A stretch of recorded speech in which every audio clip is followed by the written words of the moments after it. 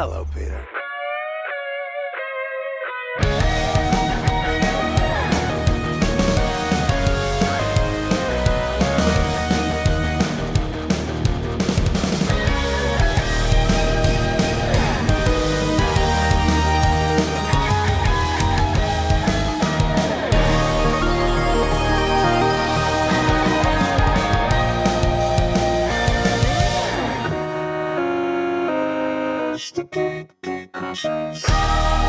Welcome to Gatecrashers, a podcast dedicated to kicking open the door to your next favorite thing. Our mission, our creed, and our code is this: to make all things more approachable and accessible to everyone. We want you to find a universe that you'll fall in love with. As today's guest is a second-timer, I wrote a little ditty that I'm going to sing you, but he is the writer of Kazar, Lord of the Savage Land, Undone by Blood, I Breathed a Body, and Superior 4, which ties into Devil's Reign. Here's my little ditty. Zac the Mushroom Man, if he can't make you feel existential dread, then no one can. Hey, how are you? I'm very good after that. That's incredible, man. Thank you for the intro. Thanks for having me. Listen, I'm so excited anytime I get to talk to you. You, the stuff you write, I absolutely love. You know that I love it, and sometimes it just really hurts me to read. It's just like, fuck, what am I doing? Like, was I Breathe the Body? Like, I had to sit by myself in this office for like an hour just trying to like come to terms with like social media and the horrors of like the perceived self and the avatar versus who I am really. And it was you're real good at what you do. Well, thank you, man. I mean, like, I just tried to transpose my existential crisis onto other people. Yeah, sharing is caring. So, being that you are a second-time guest, I have to think of a new question because you know our big one, you already answered it. So, what is your ideal breakfast? I mean, lately I've been like, it's really boring, but I've been making like kale smoothies with strawberries and soy milk, pure maple syrup, a little bit of like coconut yogurt in there, and then I'm good to go for the day. That's That's like a whole process. Yeah, I realized like this is like a little bit of a detour, but I'm vegan, and I realized that like I had low iron, and so I wasn't getting enough greens. So I'm like literally like eating kale every single morning, so the bags under my eyes go away. Huh. That's a good way to start the day. At least you get like the maple syrup in there. Now, yeah, it's super sweet. I don't know if this is a real thing or a stereotype, but Canada, do they have like you're Canadian, so like yeah. Is this something you just been accustomed to as like good maple syrup rather than what everyone else has? To be perfectly honest, like I went to a farmer's market and got like maple syrup from a farmer like 2 or 3 weeks ago, and it's like changed my life. Like it's so damn good. Like yeah, I didn't think about that. Huh. I don't know if farmers markets are still in season here. Reagan, who should have been here, is a Canadian as well, and they have some questions for you about Canada. So I wanted to ask my own. But so what we're really here today is to talk about Doctor Otto Octavius, which so excited that you're handling the man himself. Now, what draws you to him as a character? I think like similar to what draws everyone to Otto is that like he's kind of the perfect foil for Peter. You know, like most Marvel heroes are sort of like thrust into their sort of like role because of something that's wrong with them rather than the world. Like something happens to them and then they become these like tragic figures. And I think Otto's this interesting character who like, you know, is a brilliant man, has like aspirational goals, but he's like so full of himself, and that hubris sort of causes him to always fail. And I love this idea of taking him at this point in time after he's sort of been Spider-Man, and then he's sort of like confronted with that knowledge for the first time in many years that he was just Spider-Man, but it was robbed from him. And I think that that's so, I don't know, that's so like juicy. Like I just have so much to chew on with that. And like, you know, obviously too, like I I'm 33 now. So 17 years ago when Spider-Man 2 came out, I was like 15, right? And I was a crazy Doc Ock fan at that time. And it just sort of like that hit at the perfect time. And I have been obsessed ever since, really. Yeah, those films, everyone who listens to the show knows that those are the films that like I never stop talking about. But I want to know how so you said Otto is kind of full of himself and he's kind of like this very grandiose character. But how do you think he sees himself? I mean, he never sees himself as the villain. I think realistically, like Otto is the best type of villain in that like he has a perfect rationalization for why he's doing everything. And in his mind, you know, there's if you're doing something in the name of progress, then there's no real limits to what, you know, you should do in order to sort of achieve that progress or achieve that, for lack of a better term, like superiority over the way that other people are doing something. And I think that that's really fascinating. I love the idea of like always thinking of a better way of doing things. And again, because he sort of like has been robbed of this sort of these memories, I really want to toy with the idea of like, well, what do you, instead of repeating Superior Spider-Man, how do you put him in a situation where some of the variables are similar, but he doesn't have all of the memories of his knowledge of that time. So he's actually kind of doing the opposite of what he would have done the last time through in this scenario. Had he been Superior Spider-Man and he was in this book, the book would be very different. That's interesting. I actually, this is not on my script, but because he was robbed of those memories and things, do you think he lacks the empathy that he gained as his time kind of with Peter, like where Peter was in his head? I think so. Yeah. Like, I think my read on it and like what I came to the character, what I found really interesting is like, there's so much growth that happens in Superior Spider-Man, right? His character is like, by and large, kind of reinvented. And he's given so much in terms of dimension and, you know, you have real empathy for him, but you also start to see him understand his greatest villain. And when you take all that away from him, I think like, I just kept thinking about it in a continuity sense where it's like, what if you found out that your continuity had been like retconned as a person, you'd be fucking pissed, right? Because like, you're like, wait, I did all these things that I've thought of or dreamt of for my entire life, but I don't have the memories of those things anymore. And so like all I have is the knowledge that it happened, which is like, you know, can make a man like Otto Octavius pretty vindictive. Yeah. God, like I just got to read the issue and this comes out after, so we can talk about the first issue, but I wasn't thinking of it in the sense that like he didn't know the stuff that happened when he was Superior. So so like this journey he's going on right now, do you think this is like Ock being guided by his own ego because of what happened to him? Or do you think this is him kind of being introspective and being like, oh, I'm fucked up. And like at one point I wasn't. How do I get back to that? I think that my idea was to do the former, not the latter. So like the idea is always to sort of have him, like the way that it happens in the book is that Wilson Fisk has all these documents that basically through a Devil's Reign kind of like reveal all these secrets that the heroes have. And so like certain characters learn certain things. So like Otto learns he was Superior Spider-Man, but he doesn't reclaim any of the memories of that time. And so all he has is the knowledge that he was once Spider-Man. And so like, for me, I was like, he would be mad about that, right? And he would use Reed's technology to sort of like investigate the multiverse and see sort of if he could basically get revenge for what he was robbed of. And as you know, it goes horribly wrong. Damn. Or horribly right, depending on whose perspective you take. And so like Ock has got all this ability, and in his own view, he is never wrong.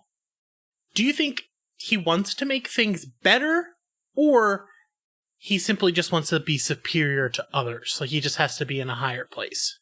I think, like, I don't know, there's, like, he's extremely multidimensional in that way, and that you can have Ock stories where he does want to make things better, where he does have altruistic goals.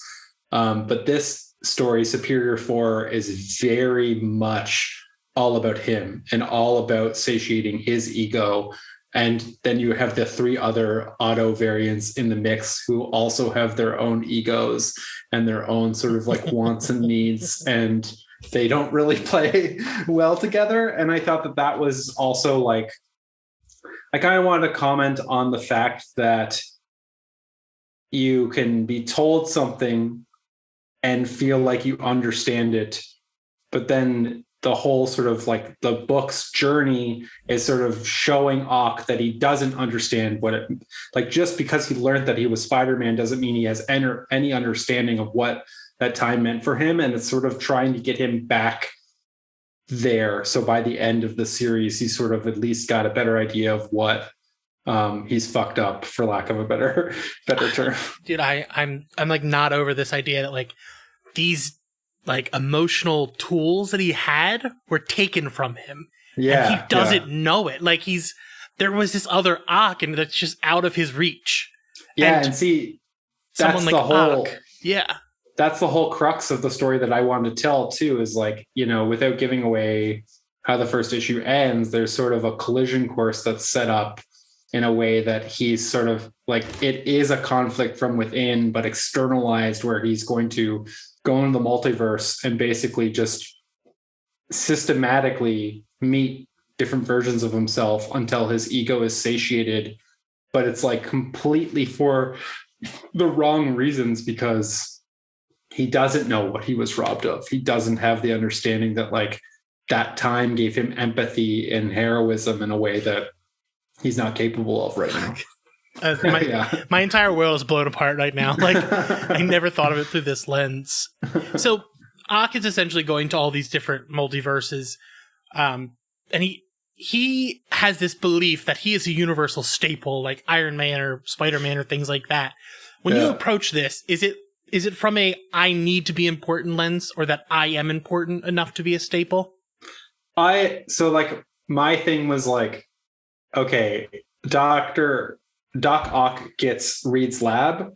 He thinks in his world, like, because he's got main character syndrome about like everything he does, that like he's Reed, right? Like now he's Reed, that now that he has all these tools and everything like that. And then, you know, the book is like, no, you're not Reed, right? You're like, you're more of like the gum on the boot heel of the cosmos. And like, I think that was something that I talked to Marvel about early on, because I was like, you know, he's really important to Spider-Man and he's really important in the tapestry of that like corner of the universe. But like on the whole, he's not often considered like a universe sort of threat or a universal threat, or like, you know, the Avengers have never fought Doc Ock beyond, I guess, like the Superior Spider-Man stuff. I could be wrong, but like, he's not at that level. No. And so like, to me, I thought it's so interesting to have him have to confront that, to like actually do a story with Doc Ock where he's like, I'm a universal constant. And then they're like, no, he's like, you know, it throws this whole world into like question. It is interesting that he's like in Reed's lab and like thinks of himself as Reed, because from what I understand, Reed is a pretty egotistical character too, that kind of has the same flaws that Otto does. And seeing him see himself in that character is very interesting, especially when he talks about making his own council. The council of whatever the council of Ocks, or the council of Reeds. Yeah.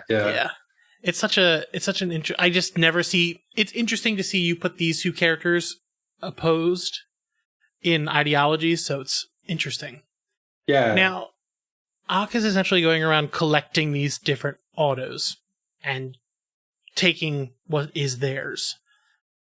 Do you think he's going to find any catharsis from something like this, or is this, again, just him feeding his own ego?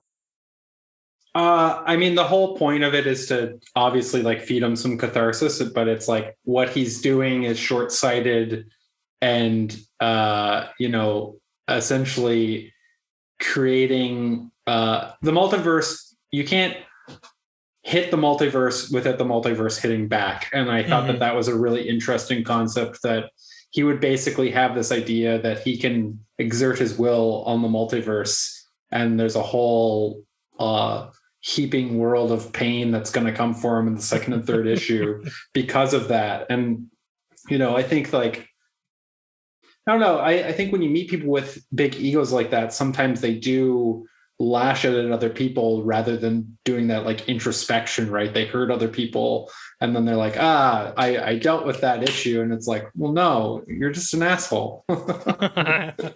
Yeah, like, come on. lift up the mirror.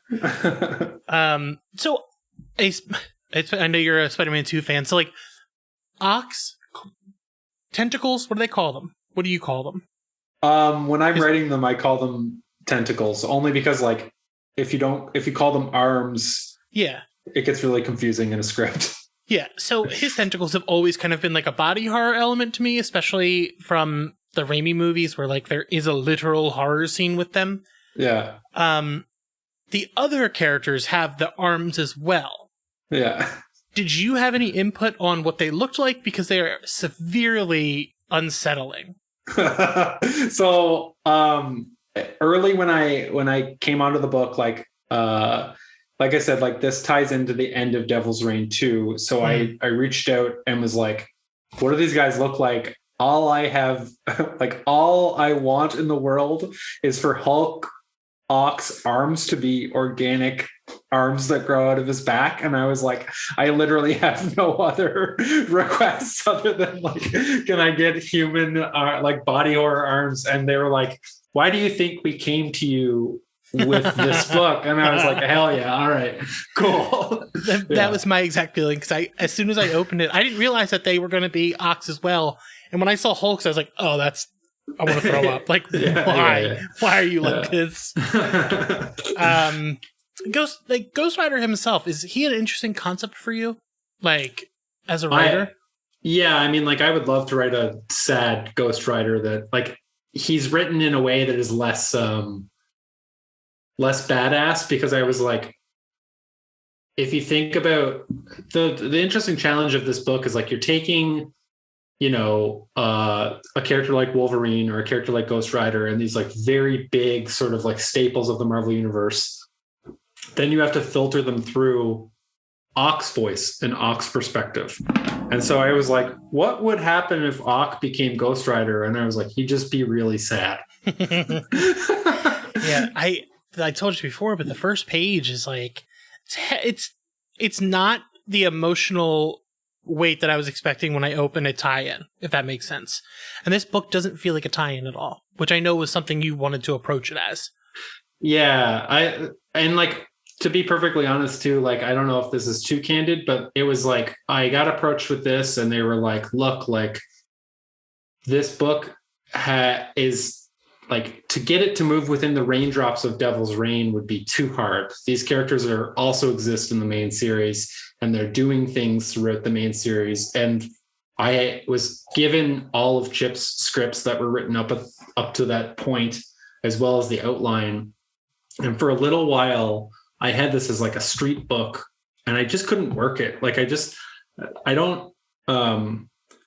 find that really challenging when you're sort of like writing within someone else's narrative, because you're by definition sort of like filling out plot points that don't need to be filled out. So I was like, well, what can I do where I can literally just get out of the way? And I can take the premise of like what this interesting situation is, which is like Doc has all of Reed's tech, and then just do something where like it kind of is a bottle, right? Where they go away, they do some stuff, and when they come back, almost no time has elapsed, but all of the characters have changed and all of their dynamics have changed. So that was really important to me, just because I don't know, like I guess like I also was just like, I don't really want to write like a Doc Ock like tie-in book where he's just doing cover moments on Chip's excellent series. So it was just like, and I went back and I looked at a bunch of different like tie-ins, like from like Dark Reign and events that were similar to this. And it was clear to me that the best way to do this was to just hone in on Doc Ock as a character and kind of like, yeah, Devil's Reign is happening, but it's happening in the background. I like that because it makes it stand on its own. I read issue 1 of Devil's Reign. It was great, but like reading this is like, this is something I really want because again, Spider-Man villains are my favorite thing, and most of the time they aren't written with as much nuance as I think they can be. And this one, like, you see it, which is thank you. To me. So we do get to go to another Earth. I cannot remember the designation, but we get a gleam of a world where nature and humanity work in symbiosis, which is a theme through so much of your work. Notable shout out, No One's Rose from Vault. Fantastic book. If you haven't read it, pick it up. It's also in Khazar as well. Now, Reagan was going to ask about the horror elements of this, which you and I have spoken about before, but I want to know, what about this concept do you find strength in when you're world building? In the blending of like nature and technology and that kind of stuff? I guess like it comes down to like, it's so much of my world in general where like I spend so much time out in the woods and like, camping and hiking and out in the garden and that kind of thing. And I try and grow my own food at my house. And I just try to be more environmentally minded in my private life. And I found that also just starts to filter in through my work anyway. But it's also like, I think right now, we're clearly living through a climate crisis that is populating every ounce of the online space. And it should be something that we talk about every day, but we don't. And I really find that like, I don't know why, but I feel like I've given myself this responsibility that if I'm going to write aspirational stories with heroes in them, that I should be showing aspirational worlds in which nature is just present and flourishing in a way that I don't often see. And like, it's also just like an opportunity to step outside of like a dystopian sort of like cyberpunk aesthetic and create something that is like a through line in my work. But it's also just really important to me. Like at the end of the day, like when I submitted that first script, like I was like, look, I know this is crazy. And I know that this is like me being me, but I was like, I think it wouldn't make sense for me to write this unless it does have some sort of environmental undercurrent. And that only becomes more present as the series goes on too, because I'll tell you something after the interview ends that is really cool. I love this so much because, as you said, like I'm tired of the cyberpunk dystopian. I'm tired of that. Like I love seeing this lush green, especially because the artists you work with typically are fantastic, and the colorists bring these like fresh greens and things like that you don't often see in a lot of comics. Sorry, my dog is just losing her mind. No, it's all good. But like it's something that's so different than the typical thoroughfare at the big two, so it's always well appreciated for me. Now, with this being the Superior Four, it's a play on the Fantastic Four with the kind of superior twist. What elements do you think create a good dynamic amongst a team like the Fantastic Four have?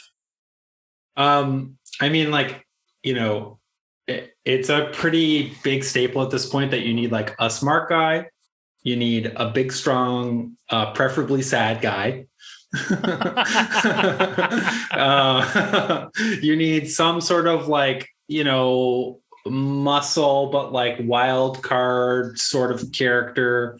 And then you need someone who's like sort of the level, even keel person who's like talking sense. And I think like, it's funny, like when I was talking to my editor, Annalise Spisa, she was my editor on like Marvelous X-Men years ago. And I was like, we were like going back and forth with the team.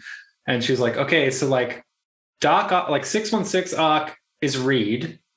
Hulk Ock is the Thing.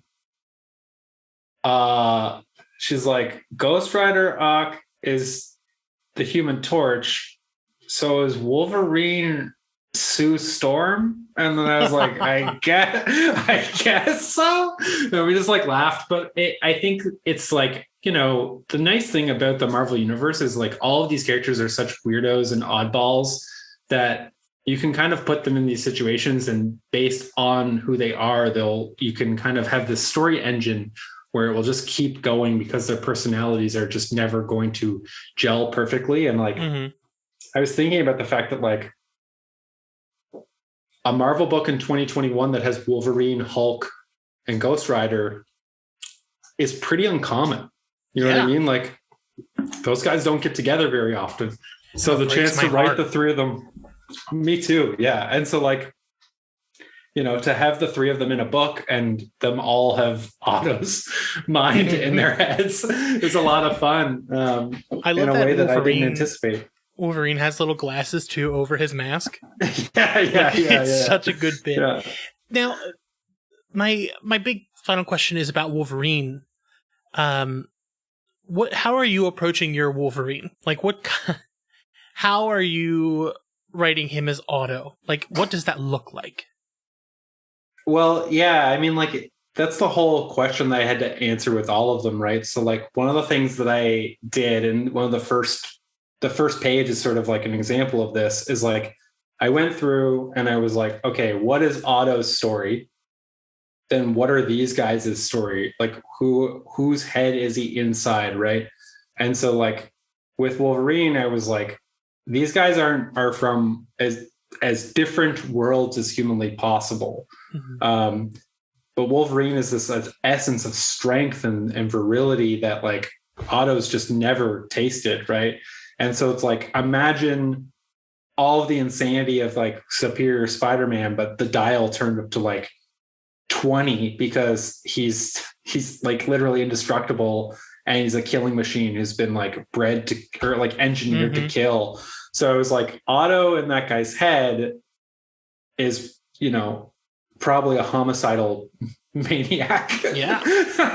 And so that was the whole thing for me too, was like, what you'll learn as the series goes on is like, well, the Wolverine that's in this book is not necessarily like a one-to-one with the Wolverine that like lives in Krakoa or taught at the Xavier Institute. And so you start to see those stories play out. So like the version that you think they are is not as quite as simple. And then you get their sort of backstory as to like how Otto kind of, when he came in and took over, and then what their actual goal is. Because it was important to me that it like on the surface is a little goofy and a little like kind of dumb, and to play into that only to then sort of peel it back and be like, actually, it's much deeper than that. Yeah. Here's your feelings. Yeah. Well, so we typically have our last question, but we don't have that anymore because, again, you're a second timer. So here's your opportunity. You can fight one fictional person. Who is it? Full on square up bare knuckle brawl. Fuck, that's a hard question. Like, is it someone that I want to fight, or is it just you like want to fight? Okay.